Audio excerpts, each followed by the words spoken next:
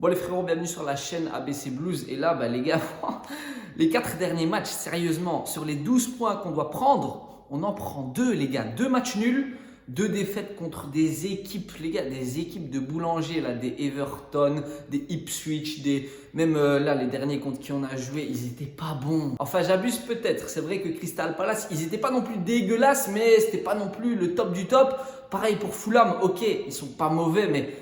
c'est pas non plus le top du top de la première ligue, les gars. C'est pas comme si on joue Arsenal, Man City ou je sais pas quoi. Donc sur les 12 points qu'on doit prendre, on en prend 2, les gars. Mais on est toujours 4e. Ça, en fait, c'est le seul truc qui me rassure. C'est-à-dire que juste derrière nous, il y a Newcastle à 35 points, il y a Man City à 34 points et nous, on a 36 points. Donc vraiment, on est à la limite du top 4. Mais par contre, Liverpool, ils sont en train de s'envoler. Déjà, ils ont un match de retard, là, le match qu'ils n'avaient pas joué contre Everton. C'est-à-dire qu'ils ont 45 points, je crois. Ils sont premiers de ouf. Juste derrière, il y a Arsenal et Nottingham Forest. Franchement, eux, je ne m'attendais pas à les voir là. En plus, ils jouent ce lundi soir contre les Wolves. Et donc, peut-être qu'ils vont aller accrocher la 2e place. Je ne sais pas. Mais bref, Chelsea, pour le moment... Qu'est-ce qui se passe? Sincèrement, je ne sais pas. Est-ce que c'est les fêtes? Est-ce qu'ils ont trop mangé à Noël? Est-ce qu'au Nouvel An, ils ont trop bu de l'alcool? Je ne sais pas. Mais il se passe quelque chose, il y a un problème. Alors, je profite de cette semaine du 6 janvier parce que là, il n'y a pas de match, d'accord? Le prochain, c'est genre le week-end en FA Cup contre Morecambe. Je crois, je ne sais pas comment on le dit, mais bref, c'est un match de FA Cup. C'est le premier de l'année pour nous. J'espère que ça passera. Mais ouais, sinon, cette semaine, il n'y a pas de match. C'est-à-dire que les joueurs, ils vont pouvoir se reposer et réfléchir à ce qu'ils font sur le terrain. Parce qu'il y en a certains, franchement... Je sais pas, même Maresca il doit se poser des questions, bref tout le monde doit se remettre en question. Une des seules choses positives que je peux tirer du dernier match, c'est la fameuse titularisation de Josh Akeampong en défense centrale. C'est-à-dire que le gars, il a quoi, 18 ans je crois, il vient d'arriver dans l'équipe première et de base, bon il est arrière droit et là on le met dans la défense centrale et pourtant il a fait un très bon match. Enfin c'est que mon avis, mais dans ses prises de balle, dans ses premiers contrôles, on voit directement que le gars il a été formé à Chelsea dans l'académie. On sent direct la première touche, bam, dans la course. De temps en temps, je crois 3 ou 4 fois, il a accéléré, il a créé une brèche. Donc ça, franchement, c'est top parce que c'est des choses qu'on ne voit jamais de la part de Badiachil, de Disasi, enfin bref, de tous ces joueurs-là, on ne voit pas. Alors que Josh Akeampong, premier match titulaire en championnat, il n'est même pas à son bon poste, il nous tape une très bonne prestation. Enfin, pour moi, c'est que mon avis, mais je trouve qu'il a été bon. Que ce soit défensivement, certes, il y a eu peut-être quelques erreurs, mais ça va. Sinon, ballon au pied, franchement, dans la relance, dans ses percussions, etc., c'était bon. Sinon, il y a une chose qui a changé de la part de Maresca. Alors oui, il a mis Jackson devant et heureusement, parce que franchement, si on compare Jackson et Nkunku, il n'y a pas photo. Sincèrement, même si Jackson n'a pas marqué, ça je suis d'accord, mais il pèse sur la défense adverse parce que oui, il met le pressing, il s'arrache, il est fatigué quand il sort et ça se ressent sur le terrain. Alors que Nkunku, je ne sais pas si vous vous rappelez, mais le dernier match, franchement, le type, je sais pas, il est fainéant, il n'a pas envie d'aller presser. Alors ok, il joue pas à son poste de prédilection, c'est pas un numéro 9, mais on le met là-bas. Mais quand même, je sais pas, tu as un peu de minutes de jeu en première ligue, fais quelque chose, bats-toi, donne tout ce que tu as. Et donc comme je vous dis, Maresca a changé d'opinion, c'est-à-dire que plutôt que de faire rentrer Nkunku pour Jackson, non, il a fait rentrer Marc Guiu, le petit jeune de 18 ans. Enfin non, je crois qu'il a 19 maintenant, c'était son anniversaire aujourd'hui ou hier. Mais bref, on s'en fout de son âge, le principal c'est qu'il ait fait rentrer Marc Guiu comme remplaçant. Et ça, je crois que c'était limite jamais arrivé en championnat encore.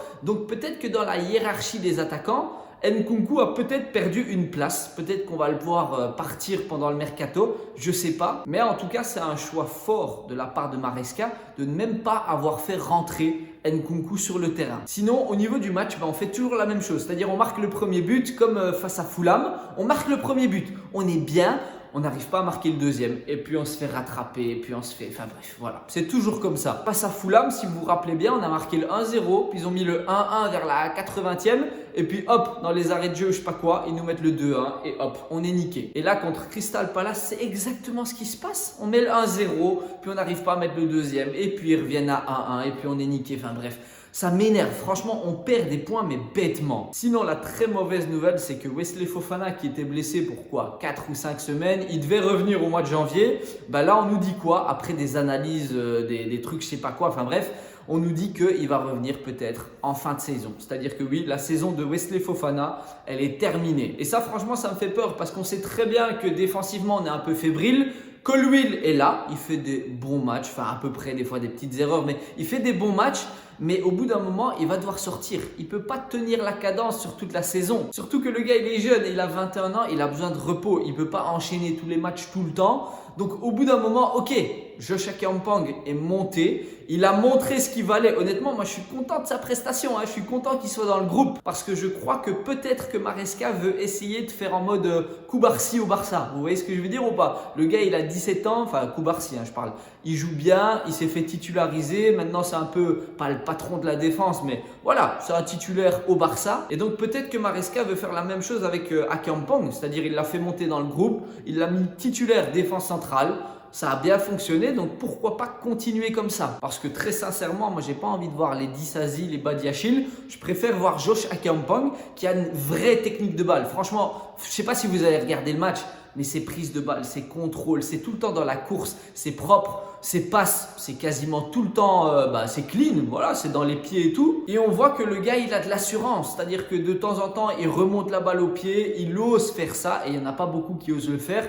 Donc moi, je trouve que c'est une très bonne trouvaille pour Maresca. Mais encore une fois, il ne faut pas le griller, le gars, il a 18 ans, donc tranquille, il faut le laisser faire quelques matchs par-ci par-là, mais pas tout le temps. Sinon, pour ce mois de janvier, c'est vrai qu'il y a peut-être une bonne nouvelle, c'est-à-dire que c'est le retour de Reece James. Bon, après, on sait très bien comment ça peut se passer. J'espère que ce ne sera pas le cas. J'espère qu'il ne va pas faire 2, 3, 4, 5 matchs et puis hop, de nouveau une blessure. Mais Reece James est opérationnel et peut-être qu'on va le voir pour le match de FA Cup. Franchement, ce serait cool qu'il gratte quelques minutes, peut-être une titularisation, je ne sais pas. Mais en tout cas, je suis content de le revoir dans le groupe parce que oui, ok, il se blesse tout le temps. Oui, ok, ceci, cela. Mais c'est peut-être pas de sa faute. Et honnêtement, je crois que c'est un gars qui adore Chelsea. Franchement, le blason de Chelsea, il est dans le cœur de Reece James. Donc moi, je suis content de le revoir et j'ai hâte qu'il nous fasse quelques matchs. Alors, dans ce mois de janvier, vous savez bien, c'est le mercato hivernal. Donc, on va voir des arrivées, mais aussi des départs. J'en parlerai dans une autre vidéo parce que ce n'est pas le but de la vidéo d'aujourd'hui. C'est juste pour faire un petit débrief de tout ce qui s'est passé et de tout ce qui va peut-être arriver maintenant. Mais je vous ferai quand même une vidéo mercato pour vous dire un peu les joueurs que je veux voir rester au club. Peut-être partir, peut-être revenir en prêt. Enfin bref. On verra ça dans une prochaine vidéo. Sinon, bon, à Chelsea, on va dire que c'est presque la crise. C'est-à-dire que si on fait une défaite là en coupe, en FA Cup, là, ce sera peut-être la crise. Et si on enchaîne sur une autre défaite en championnat, là, oh là là, là, ce sera… J'ai même pas envie d'y penser. Vas-y, n'en parlons pas. Bref, Chelsea doit se relever. Chelsea doit faire quelque chose. Les joueurs doivent se réveiller. Maresca doit peut-être changer certaines choses dans sa tactique, dans son dispositif, dans ses joueurs. Je ne sais pas. On verra ça dans un futur proche parce que oui, les matchs vont s'enchaîner quand même au mois de janvier. Et sinon, comme d'habitude, on se dit à la prochaine dans une nouvelle vidéo.